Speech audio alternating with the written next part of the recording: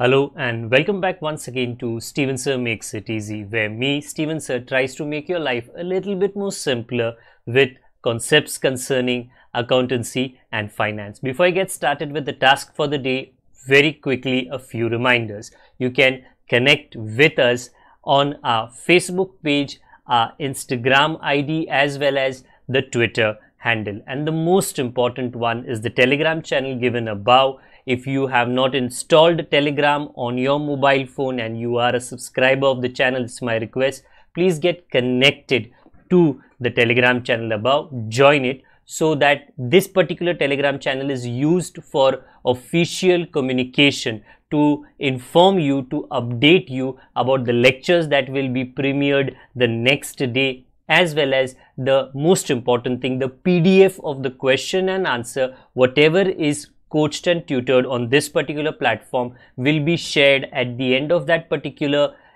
chapter, so that you can download it and use it for your future reference basis.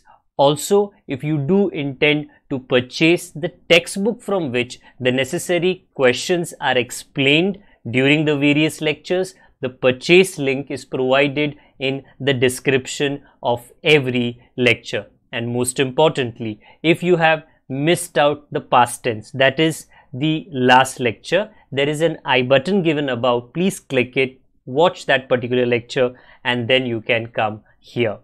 Very importantly, at the end is, if you have not subscribed to our YouTube channel, please do make that a task for the day and subscribe to our channel, and together with that also press the bell icon so that Mr. YouTube notifies you about lectures which are uploaded on this particular platform.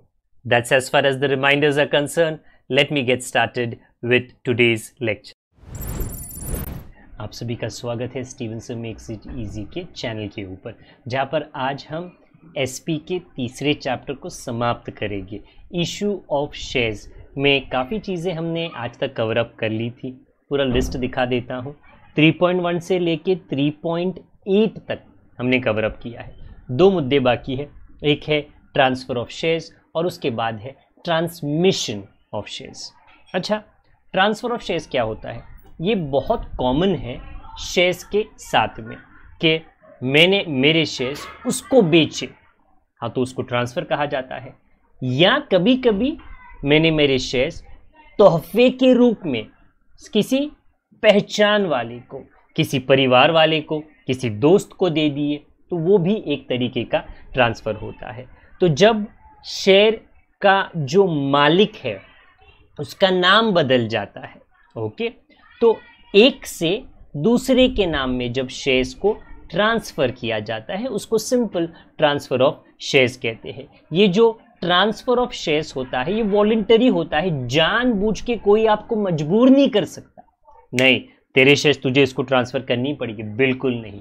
अगर आप चाहो आप बेच दो, आप उसे दे दो, बदली में पैसे ले लो। 99% तो ऐसे ही होता है, कभी कभार वो फ्री का होता है। अगर किसी के पास 1000 शेयर है और वो किसी जान पहचान वाले को 50 शेयर्स देना चाहता है तो वो ट्रांसफ़र गिफ्ट के जैसे भी कर सकता है। ओके, जब ये ट्रांसफ़र होता है हर मेंबर को हक है अपने शेयर्स को दूसरे किसी को ट्रांसफ़र करने के लिए, क्योंकि ये शेयर्स की एक खास बात है, ट्रांसफरेबिलिटी। अच्छा, शेयर्स आर फ्रीली ट्रांसफरेबल, क्योंकि जो भी उसके कानून है वो आर्टिकल्स ऑफ एसोसिएशन में लिखे जाते हैं। In case of a private company, public company नहीं, there are restrictions on the free transfer of shares. ऐसा क्यों है कि पब्लिक कंपनी में जितने चाहे ट्रांसफ़र हो सकते हैं, बट प्राइवेट कंपनी में, क्योंकि प्राइवेट कंपनी में मेंबर्स बहुत कम रहते हैं, ओके, ऐसा ना हो कि ट्रांसफ़र बिंदास हो रहा है प्राइवेट कंपनी के अंदर और बाद में पता चले कि भैया 2-3 लोगों के पास ही मैक्सिमम शेयर्स है। तो जब प्राइवेट कंपनी की बात आती है तो कुछ रिस्ट्रिक्शंस होते हैं। प्राइवेट कंपनी में a member has to apply to the company for transfer of shares by filling the instrument of transfer. मेरे पीछे में ये जो शेयर ट्रांसफ़र फॉर्म आपको नज़र आ रहा है, इसको आप कह सकते हो इंस्ट्रूमेंट ऑफ ट्रांसफ़र, जिसमें पूरे डिटेल रहते हैं।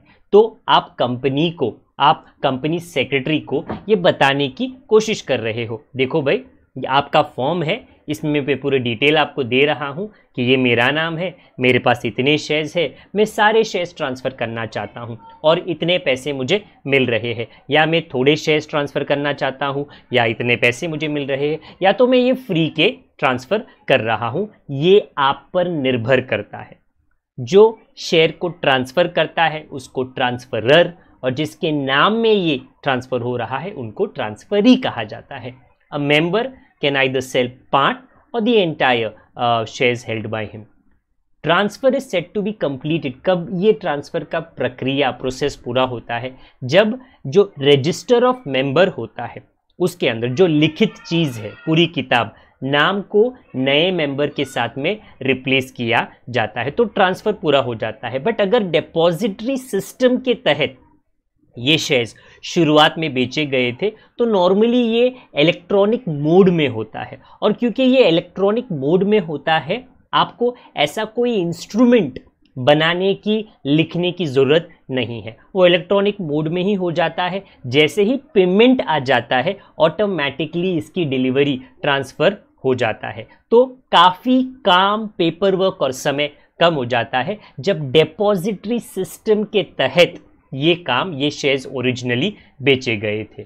और एक बहुत अहम बात, अगर ये शेयर्स फिजिकली ट्रांसफ़र हो रहे हैं तो स्टैम्प ड्यूटी का भरना अनिवार्य है। उसके ऊपर उसकी जो भी कीमत है उसके ऊपर स्टैम्प ड्यूटी का भरा जाना बहुत बहुत इंपॉर्टेंट है। बट अगर ये डीमैट फॉर्म में शेयर्स है तो कोई भी स्टैम्प ड्यूटी भरने की ज़रूरत नहीं है। तो आई रिपीट माई सेल्फ, काफ़ी डीमैट के जो शेयर्स है लगभग सारे शेयर्स डिजिटल हो जाएंगे, तो मे बी ये स्टैम्प ड्यूटी भरने की ज़रूरत नहीं रहेगी जैसे ही सारे शेयर्स डिजिटल हो जाएंगे।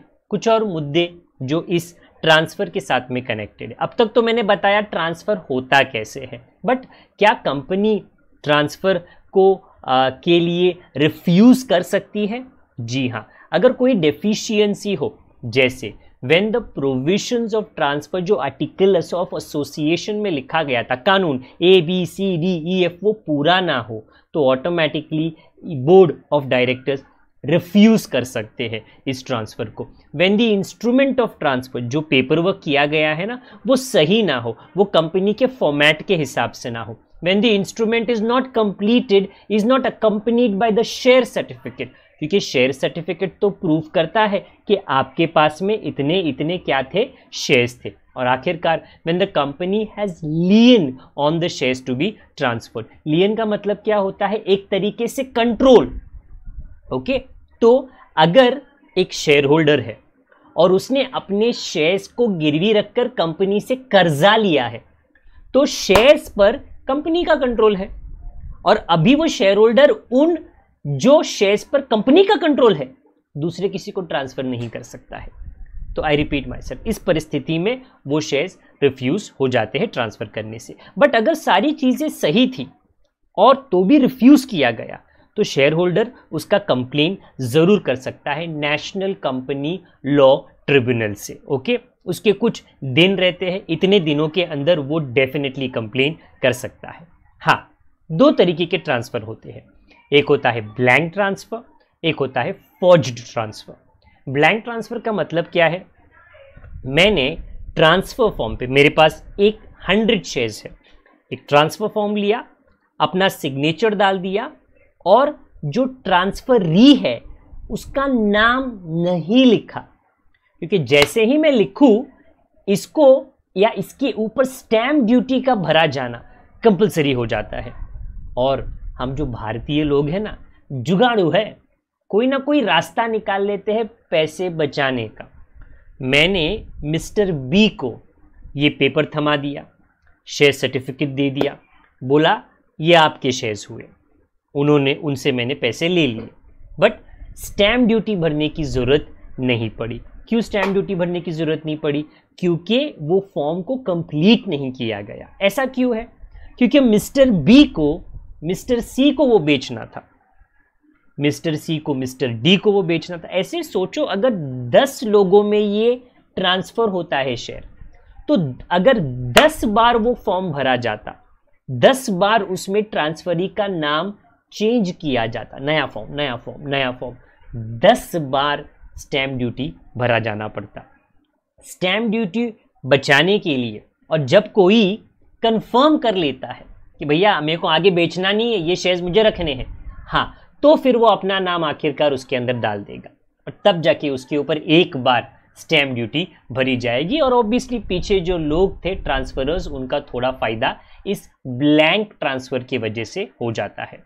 हाँ, फॉर्ज्ड ट्रांसफर का मतलब क्या है? जब एक शेयर होल्डर का सिग्नेचर नॉट गलत तरीके से ऑब्टेन किया जाता है या झूठे तरीके से साइन किया जाता है तो उसको फॉर्ज्ड सिग्नेचर कहा जाता है। ऑब्वियसली एक कंपनी ऐसे ट्रांसफर को कभी देखती नहीं और कभी उसे लीगल वैलिडिटी नहीं देती है। दूसरा तरीका ट्रांसफर का, जिसे कहा जाता है ट्रांसमिशन। ट्रांसफर जो था वो वॉलंटरी था, मैं चाहूं तो ही ट्रांसफर होगा। ट्रांसमिशन ऐसा नहीं है। मेरे पास शेयर्स थे और क्या हुआ, मेरी मृत्यु हो गई, हो सकता है, या इंसैनिटी मतलब मैं सही सोच नहीं रहा, या इंसॉल्वेंसी मैं कंगाल हो गया। इन परिस्थिति में कुछ ऐसे कानून बनाए गए हैं जिससे जो मेरे शेयर्स हैं वो कानून के चलने के वजह से, कानून के लॉ के एक्टिवेट हो जाने की वजह से मेरे शेयर्स किसी दूसरे के नाम में ट्रांसफर हो जाते हैं। उस प्रोसीजर को जो इनवॉलेंटरी है, मैं तो ऑब्वियसली मर गया हूं, या मैं थोड़ा सही सोच नहीं रहा, या मैं कंगाल हो गया हूं, तो इस मामले में ऑपरेशन ऑफ लॉ मतलब क्या है, लॉ के स्टेप्स ऑटोमेटिकली शुरू हो जाते हैं, 1 2 3 4, और जो भी नॉमिनी रहता है डेथ के मामले में, तो हो सकता है मेरी पत्नी, मेरे बच्चे, वो कंपनी को ये रिक्वेस्ट करेंगे कि क्योंकि हमारे पापा नहीं रहे या जिनके पास ये शेयर थे वो नहीं रहे, हमें नॉमिनी ऑलरेडी आपके साथ में लिखा गया है, कृपया करके जो शेयर्स मेरे पापा के नाम में थे मेरे नाम में आप ट्रांसफ़र करा दीजिए। इस प्रोसीजर को ट्रांसमिशन कहा जाता है। जब तक शेयर नॉर्मल ट्रांसफ़र होता है उसके ऊपर स्टैम्प ड्यूटी भरना पड़ता है, बट ट्रांसमिशन के अंदर कोई स्टैम्प ड्यूटी भरने की ज़रूरत नहीं है, कोई इंस्ट्रूमेंट आपको भरने की ज़रूरत नहीं है। ओके, क्या कहा गया है? Transmission of shares is an involuntary action, मतलब अपने आप कानून शुरू हो जाता है। There is only one party in this, legal heir, who initiates the process of transmission. क्योंकि ट्रांसफर में 2 पार्टी होते हैं, एक ट्रांसफरर, एक ट्रांसफरी, बट इसमें जो ट्रांसफरर है अगर वो डेथ का मामला है वो तो है ही नहीं, वो तो कब के गुजर गए। तो जो उनके लीगल हेयर होते हैं, ओके, जो उनके जायदाद के मालिक है, बनाए गए हैं, तो वो ये मामले को आगे बढ़ाते हैं। अगर कोई इंसॉल्वेंट है तो कोर्ट एक ऑफिशियल रिसीवर को अपॉइंट करता है, क्योंकि उस कंगाल व्यक्ति के काफ़ी कर्जदारों को पैसा दिया जाना चाहिए, तो कोर्ट किसी ऑफिशियल रिसीवर को अपॉइंट करता है और वो ऑफिशियल रिसीवर के नाम में ये शेयर्स को ट्रांसफ़र किया जाता है। वो उस शेयर्स को बेच देता है और जिनको भी जो पैसा देना है वो पैसा देने की पूरी कोशिश की जाती है। There is no need to submit instrument of transfer और पे स्टैम्प ड्यूटी। ये है ट्रांसमिशन ऑफ शेयर्स। आगे जाकर हम ये पढ़ने की कोशिश करते हैं कि ट्रांसफर और ट्रांसमिशन के अंदर फर्क क्या है। वे लर्निंग द डिस्टिंक्शन बिटवीन। देखिए भाई, ट्रांसफर एक वॉलेंटरी एक्ट है, ट्रांसमिशन एक इनवॉलेंटरी एक्ट है, दोनों के रीजन अलग अलग रहते हैं। ओके, ट्रांसफर कब किया जाता है? जब बेचने हैं, पैसों की जरूरत है या गिफ्ट देना है। ट्रांसमिशन कब होता है? जो मेंबर है या तो उनका देहांत हो जाता है, या तो इंसैनिटी एक रीजन होती है, या तो वो कंगाल हो जाते हैं, कोई ना कोई होगा। Nature of action, involuntary, involuntary, parties involved. जब ट्रांसफर की बात आती है भैया 2 पार्टी होते हैं, जब ट्रांसमिशन की बात आती है एक ही पार्टी होता है, वो लीगल एयर हो सकता है, नॉमिनी हो सकता है या ऑफिशियल रिसीवर हो सकता है। ओके, आगे जाकर नेक्स्ट मुद्दा, इंस्ट्रूमेंट ऑफ ट्रांसफर। जब ट्रांसफर ऑफ शेयर्स होता है, इंस्ट्रूमेंट ऑफ ट्रांसफर का भरा जाना कंपलसरी होता है। ओके, हाँ, ट्रांसमिशन ऑफ शेयर्स में ऐसा कोई भी इंस्ट्रूमेंट की जरूरत नहीं है। इनिशिएट, कौन इनिशिएट करता है, शुरुआत कौन करता है? ट्रांसफर में ट्रांसफरर करता है, ट्रांसमिशन में या तो लीगल रिप्रेजेंटेटिव या तो ऑफिशियल रिसीवर या तो जो लीगल एयर होता है, ओके, HEIR, वो इस प्रोसेस को आगे बढ़ाने के लिए रिक्वेस्ट करते हैं। कंसिडरेशन, क्या पैसों का इन्वॉल्वमेंट होता है? जी, ट्रांसफ़र के अंदर तो 99% होता है क्योंकि पैसे के लिए ही वो शेयर्स ट्रांसफ़र किए जा रहे हैं। जब ट्रांसमिशन में कोई भी कंसिडरेशन मतलब पैसा इन्वॉल्व होता नहीं है, क्योंकि किसी के डेथ के बाद में नॉर्मली उसको ऑटोमेटिकली उनके लीगल एयर के नाम में ट्रांसफ़र किया जाता है, या तो ऑफिशियल रिसीवर को भी मिले तो भी कोई पैसों का भुगतान यहाँ पर करने की ज़रूरत नहीं है। लाइबिलिटी, जब ट्रांसफ़र होता है तो ट्रांसफरर के शेयर्स के जुड़ी हुई कोई भी लाइबिलिटी समाप्त हो जाती है, बराबर। हाँ, बट ट्रांसमिशन में जो ओरिजिनल मेंबर था, अगर उनके कंधों पर शेयर संबंधित कोई भी अनपेड अमाउंट है तो वो ऑटोमेटिकली जो लीगल रिप्रेजेंटेटिव है या लीगल एयर है उनके कंधों पर, तो transfer of liability transfer of shares में नहीं होता, ट्रांसफर के बाद में समाप्त हो जाता है, बट ट्रांसमिशन में कंटिन्यू जरूर होता है। Stamp duty transfer of shares में भरना पड़ता है अगर वो फिजिकल फॉर्म में हो रहा है, वो अगर डिपॉजिटरी सिस्टम से हो रहा है तो यहाँ पढ़ने की ज़रूरत नहीं है, बट ट्रांसमिशन में कोई भी स्टैम्प ड्यूटी आपको कभी भरनी नहीं पड़ती है। तो डिस्टिंक्शन में हमेशा आप थोड़ा ज़्यादा ध्यान रखें, क्योंकि डिस्टिंक्शन से होता क्या है, डिस्टिंक्शन तो आप समझ ही लेते हो, पर जिन मुद्दों का डिस्टिंक्शन बिटवीन हो रहा है उनके लिए नीट एक ऑर्डर के अंदर सारे आंसर्स आपके सामने आ जाते हैं। तो ये आखिर के दो मुद्दे थे, एक था ट्रांसफर ऑफ शेयर्स, दूसरा था ट्रांसमिशन, जो करके मैंने आज ये चैप्टर को समाप्त कर दिया है। ओके, जब हम अगली बार मिलेंगे तो ये चैप्टर के समरी के लिए आपके साथ में मुलाकात होगी, जहाँ पर जितने भी लेक्चर्स में जो भी पढ़ाया गया है इश्यू ऑफ शेयर्स में वो पूरे डिटेल में आपको मैं बता दूंगा, ताकि उस समरी लेक्चर में सारे लिंक सारे लेक्चर्स के आपको बड़े आसानी से जो हमारे टेक्निकल भाई साहब है वो बनाकर आपके सामने प्रेजेंट कर देंगे। ओके, आशा करता हूँ ये लेक्चर और ये जो टॉपिक है आपको समझ आ गया।